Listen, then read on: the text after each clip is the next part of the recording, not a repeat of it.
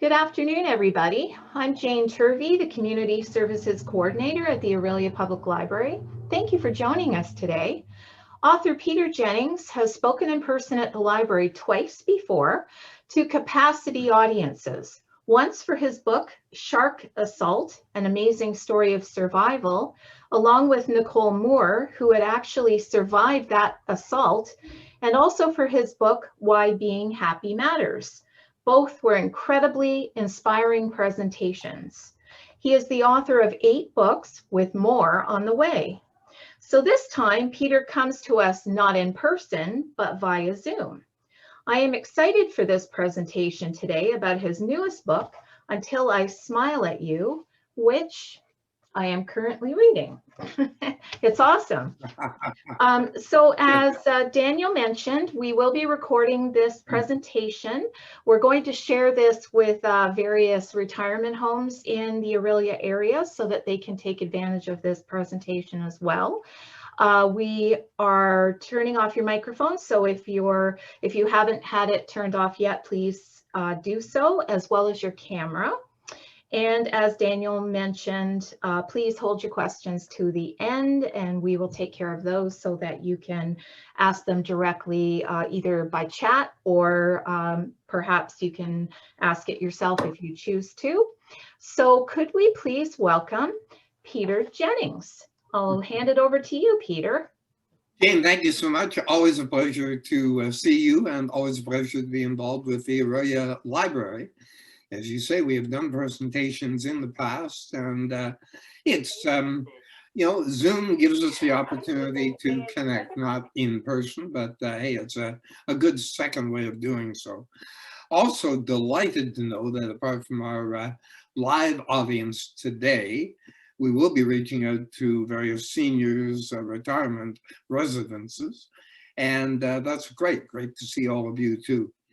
And in fact, given that our subject today is my book, Until I Smile at You, I thought what I might do is just very quickly put a smile on your face, I hope anyway, and that is to talk very briefly about a retirement residence where they're having a little get-together of their members. And 2 of the older gentlemen are talking to each other, and finally one says to the other, "Jim, are you doing something different? You just feel so full of vim and vigor and vitality."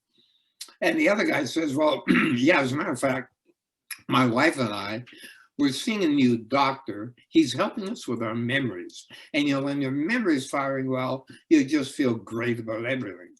Well, the other guy says, "Hey, I want some of that. What's the doc's name?" And the first gentleman says, "Well, it's oh boy, long green stem, thorns, red flower." And the other guy goes, "Rose?" And he goes, "Yeah, Rose. What's the name of that guy that we're seeing?" All right. Now we're going to switch over here to PowerPoint.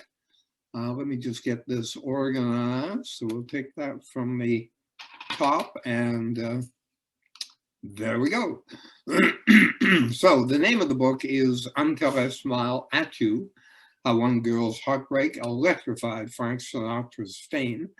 And I thought what I would do today is tell you a little bit about the story, how I came to be involved telling the story, some of the people I interviewed along the way to make it happen, some of the challenges I, as an author, faced in recording the story. Then I'll be happy to read for you part of a chapter, and then we can end things up as Jane and Daniel mentioned earlier with a question and answer session, which I'll be happy to participate in. So just by quick, by way of introduction, yes, Jane mentioned that I've written a number of books.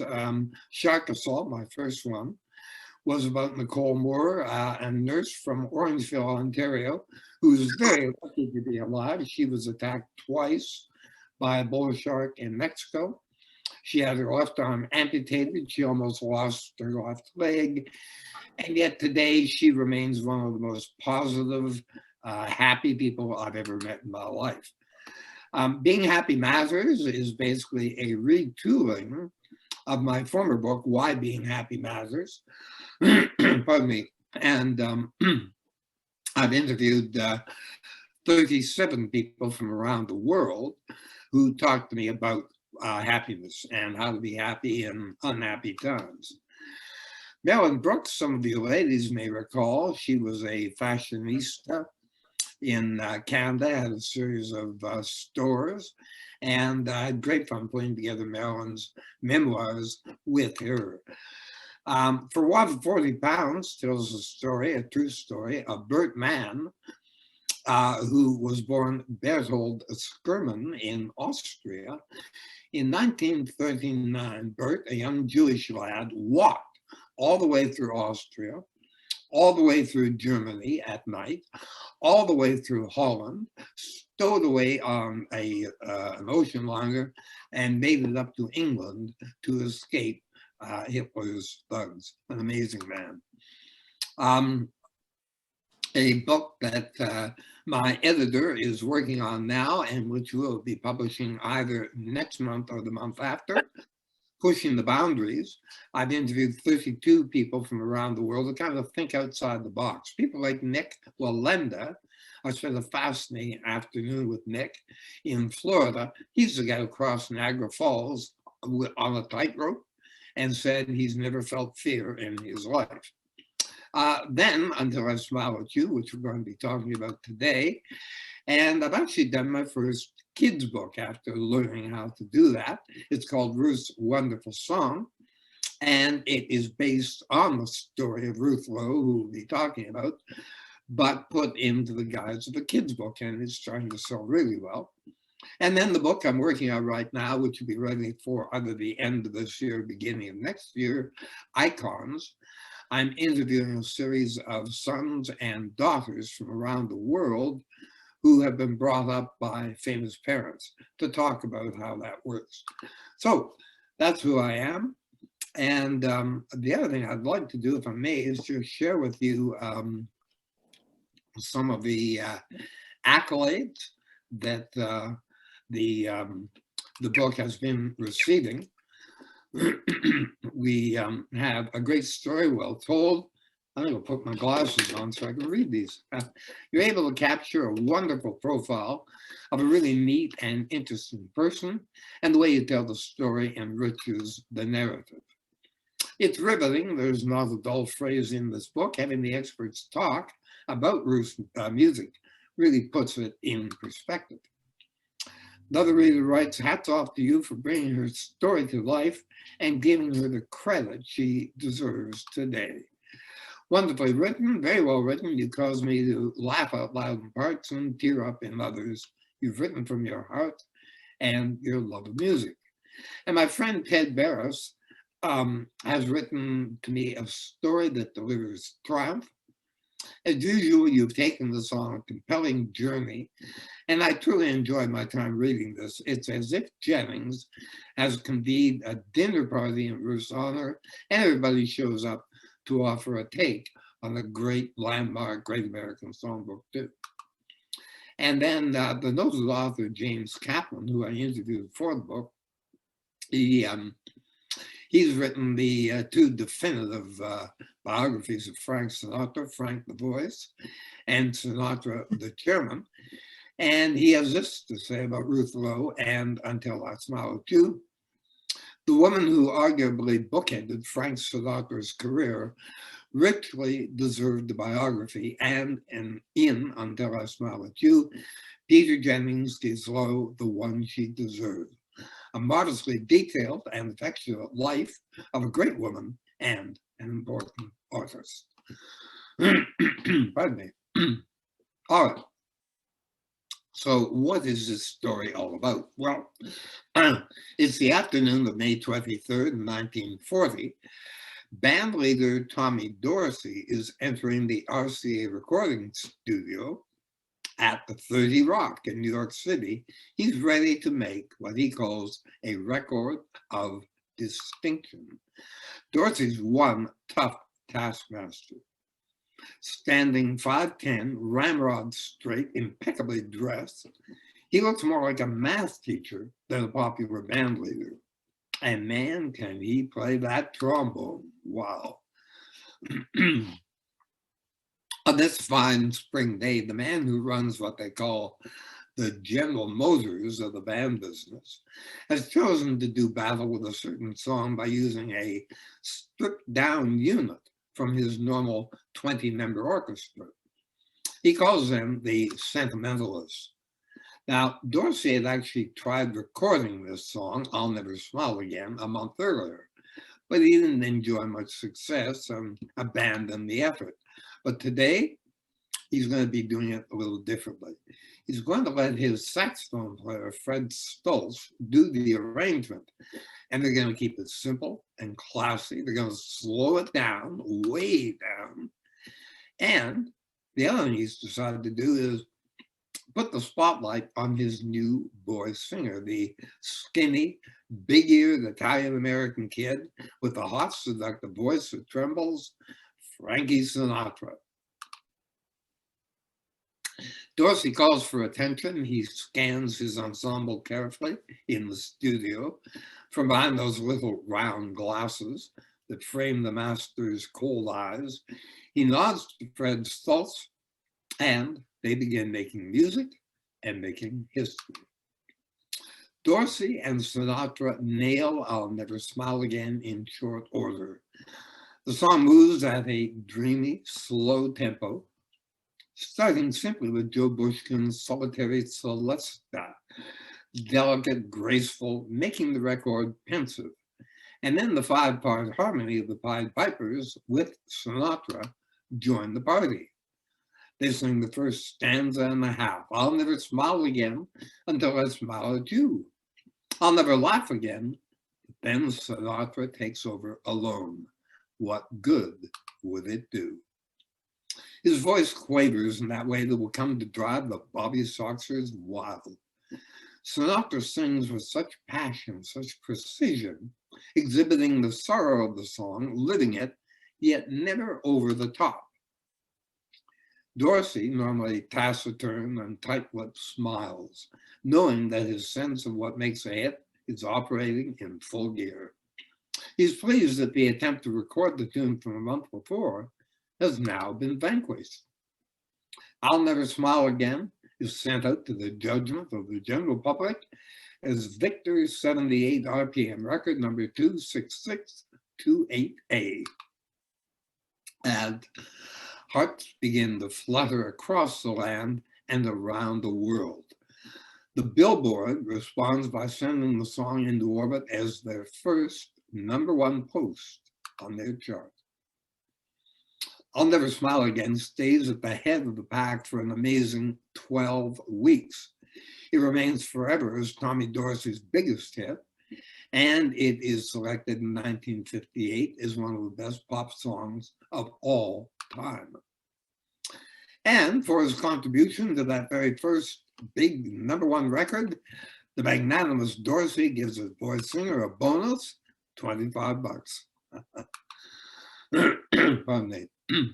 Now,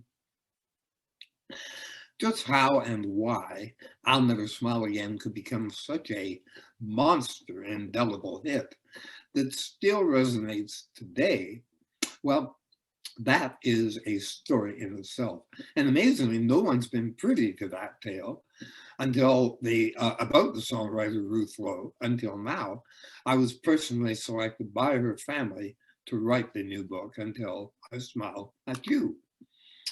Now, we are talking about one of the 20th century's most enduring musical talents, Ruth Lowe, a young Canadian girl from Toronto who wrote the song that dynamited Frank Sinatra's career into the stratosphere. She also wrote his theme song, Put Your Dreams Away, and about 50 or so other Broadway and Hollywood tunes. So the book really reflects a stirring account of tremendous courage.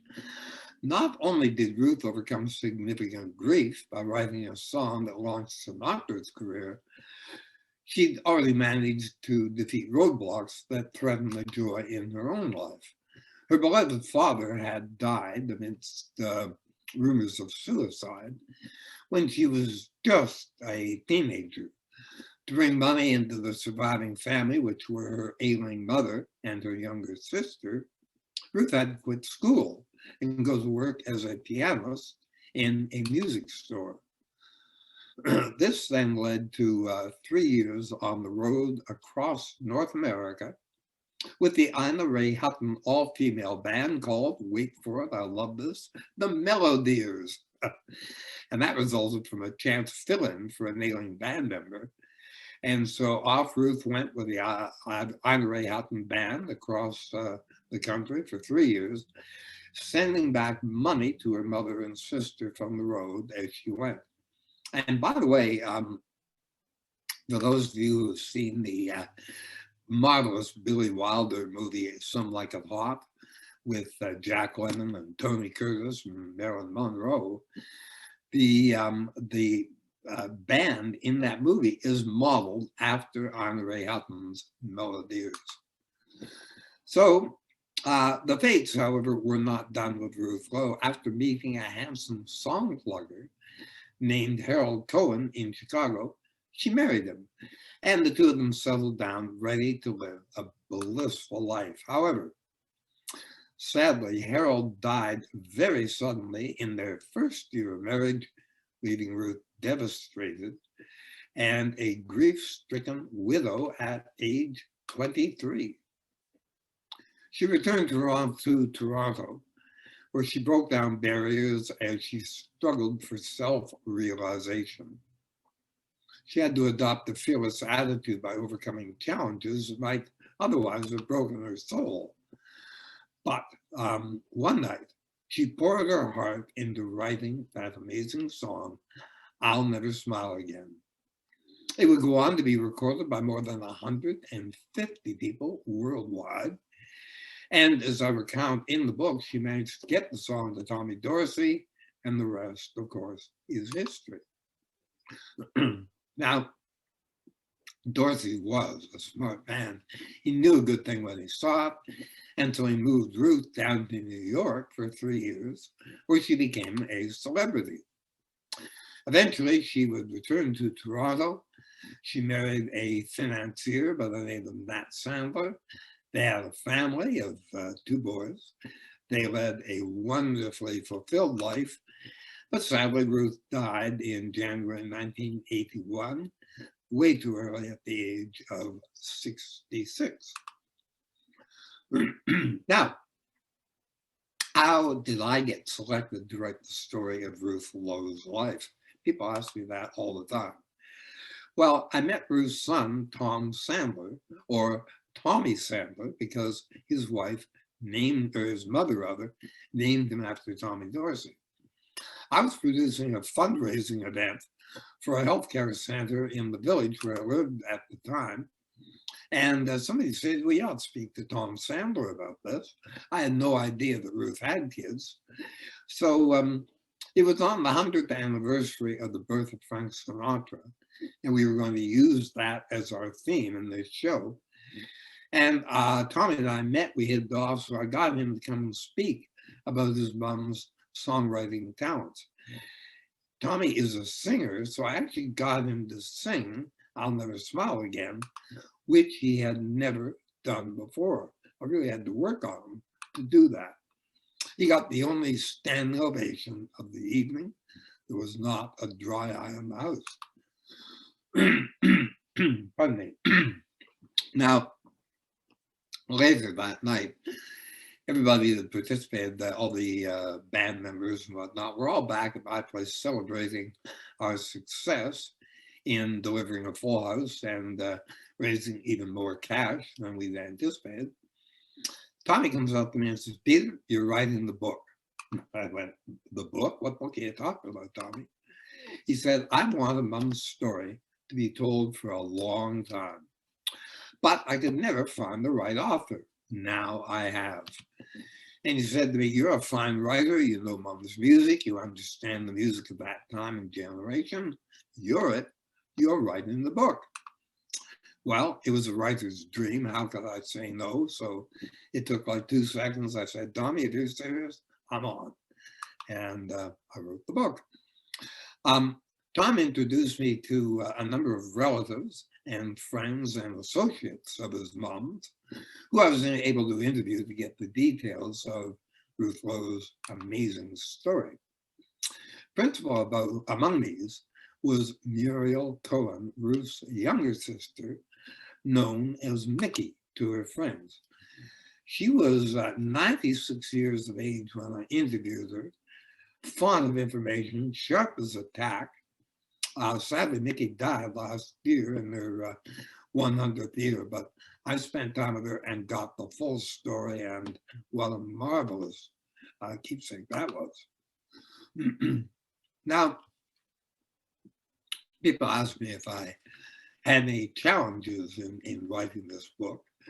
Certainly not having Ruth here was a challenge, because I would love to have talked to her and get the story, but one of the things that made me really wonder was, how could this song beat all the other songs to become #1? I mean, in 1940, we're talking with songs In the Mood, When You Wish Upon a Star, Pennsylvania 65000, Fennel Seed, the Beer Barrel Polka, the Mule Skinner Blues, Sweet Lorraine, South of the Border, the Woodpecker Song. I mean, these are all up-tempo songs designed to get people out the dance floor. And then along comes this almost dirge-like sad song, I'll Never Smile Again. It leaps ahead of all these other up-tempo songs and becomes #1 for 12 weeks. How could that happen? Well, I know a fair amount about music, but I figure I can't answer this. I need some experts. So I figure if you're going to figure out how this song beat all the others to become #1, you better ask the experts. And I talked to a number of people about this, and I'm going to share with you right now some of the people that I talked to and what they told me, because it was quite informative. First up, Bernie Topham. Bernie is the lyricist for Sir Elton John. And when I talked to him, he said, Ruth's song is definitely in the top 50 of great American songs. It's a phenomenal song. He also told me, and this was quite interesting, I mean, this is a guy who's written all Elton John's lyrics. He says, I don't really care for pop music. All I ever listened to is jazz and blues. I've always gravitated to music from the past. And he also confessed to me these writing songs anymore. He lives on a horse ranch in California, and he said, Peter, I'd rather rope a horse than write a song. By the way, he said, I don't think of myself as a lyricist. It's such a strange word. I'm a storyteller, and so was Ruth.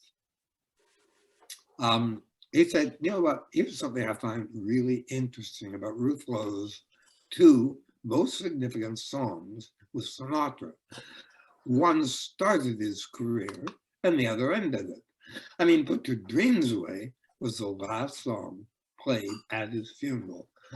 Talk about bookending his life. For that alone, Ruth Lowe should be immortalized. And he's right. Definitely in the top 50 of great American songs, he said. Next up, I talked to Sir Tim Rice. Sir Tim writes lyrics for people like Andrew Lloyd Webber. He's got a marvelous sense of humor, terrific guy. Call me Tim, he said. I'll Never Smile Again is a great song, he told me. It's a lovely song. It registers with people when they hear it. It sinks in. It's reassuring too. It's a mood people can identify with, which is really important. Put Your Dreams Away is a lovely song as well.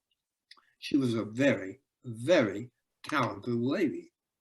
I said, Tim, Ruth wrote that first song, her signature tune, from her personal experience. Do you compose lyrics from personal experience? He says to me, well, Peter, I've never stood on a balcony in Argentina wearing a dress and singing to the proletariat. So no, I do have to use my imagination. Referring, of course, to his watershed song from Evita, Don't Cry for Me, Argentina. Alex Pangman is a Canadian songstress, great singer, and she has recorded her songs. She said, you know, if you distill it, put your, pardon me, I'll Never Smile Again has all the hallmarks of a very great song. The public was ready for a simple and direct lament. In context, historically, this is probably what gave it such weight. You have a beautiful melody and lyrics that are straight from the heart and very poetic. It's beautiful and simple. It's simple yet elegant. Alan Bergman has been writing songs for a long time with his wife Marilyn.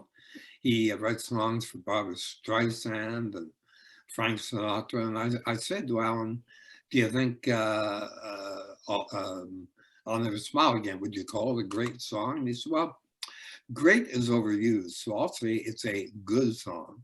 It did what it set out to do very well. It's got a good melody and a lyric that says something. All too often he says that doesn't happen. So as I mentioned, Marilyn and Alan are the go-to songwriters for Barbra Streisand. Pardon me, I'm just gonna have some water here. So I said, why has Barbra Streisand never recorded I'll Never Smile Again? And Alan said, you know what, Peter, that's a really good question. I don't know, she's the best in the world. He then said, but of the performers today, and he's in his 90s, you know who could really nail that song? It would be Lady Gaga. She's very gifted. She's one of the few young people who know how to sing these songs. I asked Alan, now what are you, Marilyn, are you and Marilyn working on? Are you still writing songs? I said, oh, absolutely. We're writing a musical for the stage at the moment, and we're also working on an animated movie at the same time. And I said, wow, Alan, you're 90 years of age, that's pretty impressive. And in his marvelous Jewish sense of humor, he said, Peter, come on, it's not exactly heavy lifting. A couple of pencils, and it's way too much fun. He's a neat guy. Nancy Sinatra was good enough to write the foreword for the book. And she says about the song, it was a meaning of honesty, the fundamental quality that my dad possessed, and the heartfelt, plaintive cry of a young, grieving widow. She said, you know, there's a reason why I'll Never Smile Again became a classic that has endured to this day. It was a perfect song, interpreted by the perfect singer at the perfect time. She also said, you know, most people would give their eye teeth to have one hit with my dad. Ruth had two. So that tells you what Sinatra thought of her. David Clayton Thomas is very famous for having sold something like 40 million records as Blood, Sweat, and Tears. And I actually start the book by going in studio as David is recording I'll Never Smile Again for his Canadiana album. I asked him about it, and he said, Peter, it's so well written. It's a melody you can't get out of your head once you've heard it. It's totally honest. I can't imagine it being a better song. Not like Frank Sinatra, he said so many times. It was his favorite song, the one he loved to sing the most in concert. Chuck Granada is a friend of mine from New Jersey. Chuck's written a number of books, such as Sessions with Sinatra, where he takes you behind the scenes of the great recording sessions. And he said about I'll Never Smile Again, I don't see how you can improve on perfection, and that song to me is truly perfection. Absolutely in the top tier. It's one of those songs that even today, you can't help but stop and marvel at because it's so expressive. It really comes from the heart, he told me, and it speaks to everyone, the feelings of everyday men and women. It's simple, it's elegant, and it's timely. Chuck said, I would absolutely put I'll Never Smile Again in the top 100 standards of all time. And I should add here, the Great American Songbook has, I think, over 5,000 songs in it. So that's pretty high commendation. Other people, Sid Mark, who has a wonderful, he's been doing this for, I think, 60 years in Philadelphia. On every Sunday, he's got a program about Sinatra. He told me it's a wonderful song, great piece of music, great heartfelt lyric. Kim Stockwood, another Canadian song singer, and she's recorded the song. She said one of the most heartbreakingly beautiful songs ever written. Frank Sinatra Jr., who I had a marvelous time interviewing shortly before his death. Frankie said it's a beautiful tune, wonderful lyrics, a true standard. And Quincy Jones said, the song is one that inspired my career. It's one of the most famous songs in the world. Now, Mr. Sinatra, he had something to say about the song himself. Frank said, if this song is a lament at the loss of love, I get an ache in my gut. I feel the loss myself, and I cry out the loneliness, the hurt, and the pain that I feel. And as only a somewhat self-deprecating Sinatra could say, hey, with a tune like I'll Never Smile Again and a great Tommy Dorsey arrangement, why, I'm Minor Bird could have had a hit. So there you go. Some of the people who basically helped me come to understand that really any song that has greatness to it will always beat out other tunes, regardless of whether they're up-tempo or down-tempo or anything else. Now, I thought what I would do now is read for you part of chapter 7 from the book. It's kind of fun because it talks about how Ruth came to write Frank Sinatra's theme song. And I was very fortunate in recreating the telephone conversation that went on between Sinatra and Ruth, because I managed to track down in Houston, Texas, Lindy Kahn. Lindy is the daughter of Paul Mann, who wrote the song with Ruth. And so between us, we're able to put this together. So I will read for you part of chapter 7. Now, being as active as she was, Ruth wasn't terribly surprised one day in 1943 when she got a phone call from Sinatra. And what ensued was a conversation like this. Hey, doll, I need you to write me a song. A song, Frankie? Ruth questions. What kind of song? Gonna be my theme song, Sinatra explains with pride. You can practically see him puffing out his chest. After all, by now, he's left the Dorsey organization and struck out on his own as a solo performer. I hope you fall on your ass as a send-off he gets from Mr. Dorsey, who's none too happy to see his meal ticket vanish. CBS was giving me a radio show, Sinatra explains to Ruth. I need a tune I can be known for. Yeah, Ruthie, something I can sing at the beginning or end of each show. It'll be my signature tune. Got it? Okay, Frankie, now what are you thinking for the mood? The mood? The mood. Well, I'm thinking it's something that will be pretty, I don't know, something maybe about sweet dreams. You know, the show's at night. So, you know, Ruthie, like maybe I sing this at the end of each show. And it's like you'd say sweet dreams to someone as they fall off to sleep. But I don't know, Ruth, you're good. You'll come up with something. Okay, Frankie, well, leave it with me. I'll play around with it and get back to some ideas. When do you need this for? That's the problem. The problem? Yeah, see, we need it for tomorrow. What? Yeah, sorry about that. They just laid this on me, and the first show is tomorrow night. Frankie, I mean, tomorrow night I can't. Ruthie, you told me you wrote I'll Never Smile Again one evening. You can do this. You're so good at this. But Frank, that was totally different. I mean, look, I gotta go. So many things we need to work on for this show. Just no time at all. Anyway, you'll nail this. I just know you will. Call me tomorrow morning, okay, Ruthie? Yeah, sure, Frankie, sure. I'll call you tomorrow. Click.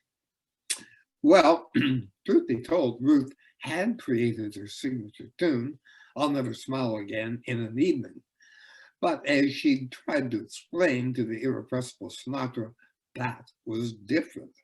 That was a song that poured from her heart because of anguish, a song that had been building within her for months and months and finally needed to break through the emotional dam and get out. But now, a theme song for the hottest singer in the land, a signature tune that would be heard by millions of people every week for like forever, and it had to be composed in less than 24 hours? Impossible.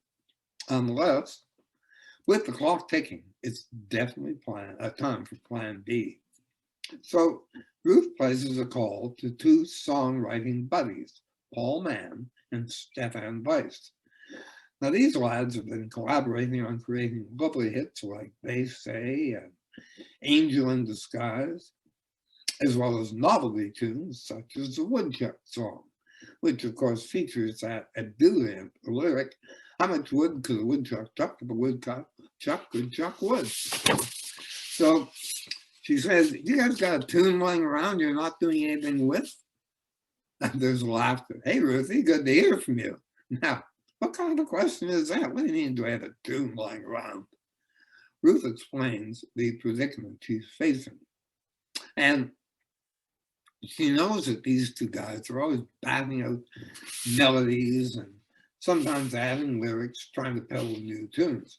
And sometimes, when the song doesn't quite click, the tune or the lyrics go on the shelf, awaiting inspiration for a future date.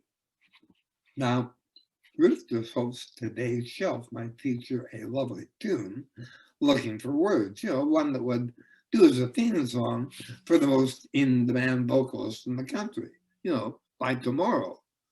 24 hours, they respond with laughter after hearing his story. You're kidding, right?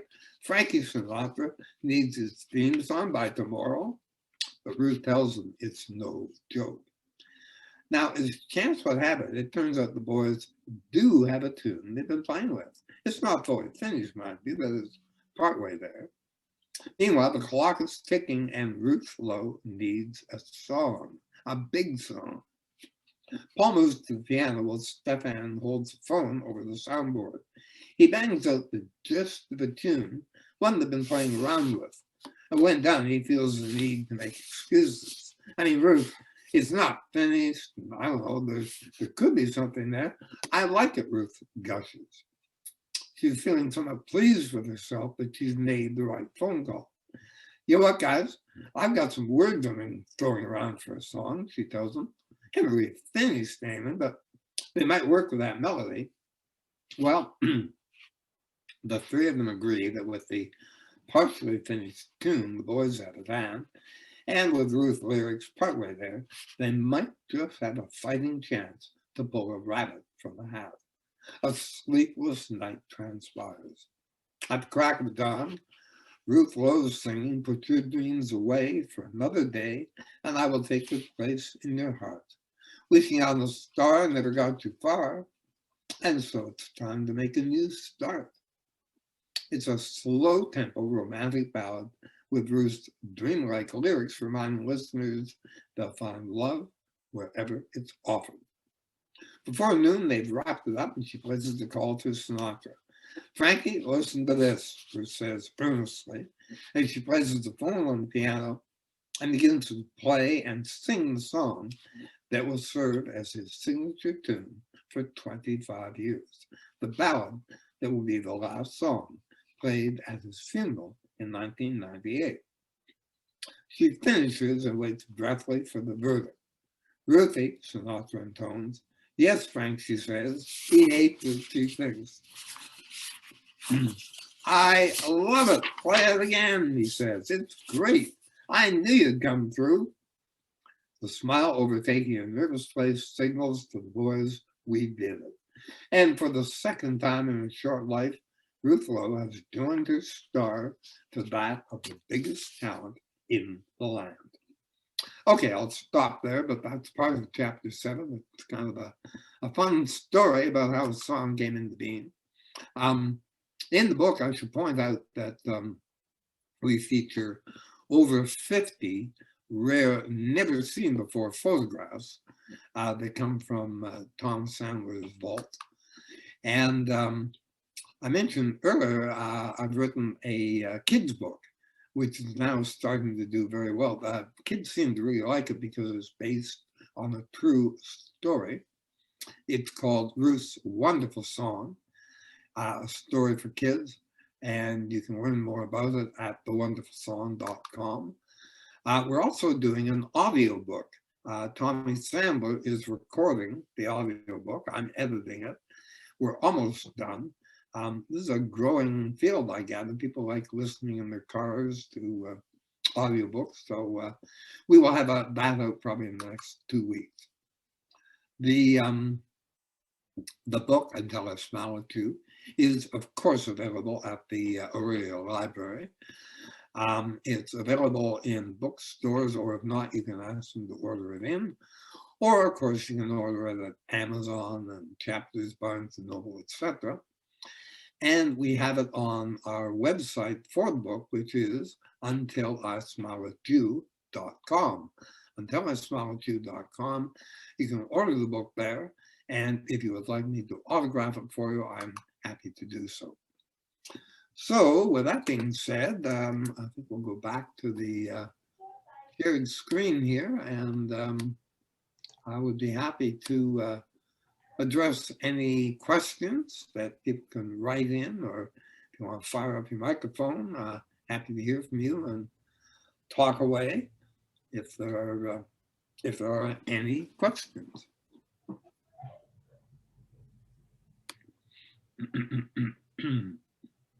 Any questions from anyone, or comments, or? One thing, maybe Jane, I'll just share with our group here. You probably can't see it, but I'm wearing a black cardigan, and that's not by chance. Ruth Lowe was a wonderfully generous lady. And anytime anybody did a favor for her, the slightest thing, she would mail them a black cardigan sweater. And Tommy Sandler, who loved book, when I finished it, said, man, if Mom was here, you'd be wearing all sorts of sweaters. So I thought, you know what? And I went out and I bought a black cardigan sweater. And anytime I'm doing either a live presentation or a Zoom presentation or being interviewed by the media or whatever, I always wear the sweater, because even as I was writing the book, and I'm not, I guess, overly spiritual, but occasionally I'd stop and go, wonder how I can create that thought or write this line. And I had a sense that Ruth was kind of looking over my shoulder. So Tommy told me, he said, Peter, she'd be really happy with this book. You'd be wearing a sweater for sure. So there we go. That's great. Yeah. So anybody at all before we end our presentation? No questions? I guess no questions. So the book is available, as Peter was saying. We do have a copy. Well, we will have a copy as of tomorrow back at the library, because I'll be finished by then. And you can purchase it on the various sites that Peter mentioned, and his other books are available as well. And they're really great books. Thank you. So, thank you so much, Peter, for joining us today. Jane, thank you for having me. It's been great. I really enjoyed talking, and hopefully with the live people who are listening, and then the seniors who you're going to be sending video out to. It's wonderful. Terrific. Thanks for having me. It's a wonderful story. So thank you for joining us, and thank everybody for being a part of this today. So be safe. Daniel, thank you for your help. And thanks to Daniel for his help with the tech. Have a good afternoon, everybody. Okay, take care. Bye, Peter. Bye, Jane. Bye, Daniel.